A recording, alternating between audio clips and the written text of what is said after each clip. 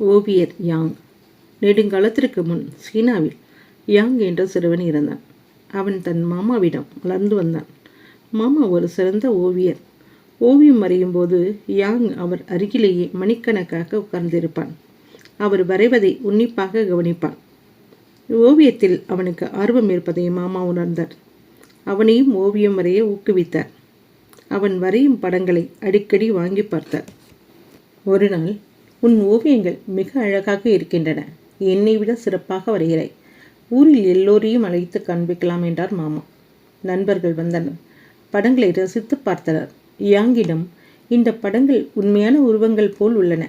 நீ வரைந்த தேன்கூட்டையும் பூக்களையும் பார்த்து தேனீக்களும் வந்துவிடும், பறவைகளும் ஏமாந்துவிடும் என்று கூறி வியந்தனர். ஒரு நாள், மாமா, உன் ஓவியங்களை வெளியூரில் உள்ள என் நண்பரிடம் காட்டி வா.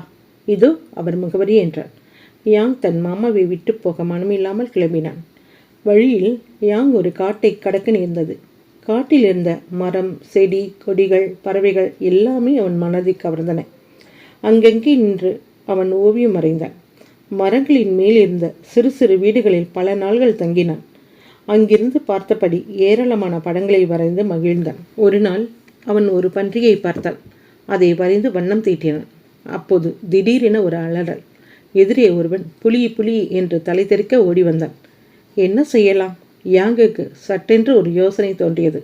தான் வரைந்த பன்றி படத்தை புதரின் முன் வைத்தான். இருவரும் தப்பி ஓடினர். துரத்தி வந்த புலி பன்றியை பார்த்து, அதாவது பன்றியின் படத்தை பார்த்து அங்கேயே நின்றுவிட்டது. உருமியது. புலியின் கவனம் படத்தின் மேல் இருக்கும்போது இருவரும் மரத்தில் ஏறி வீட்டுக்குள் புகுந்து கொண்டனர்.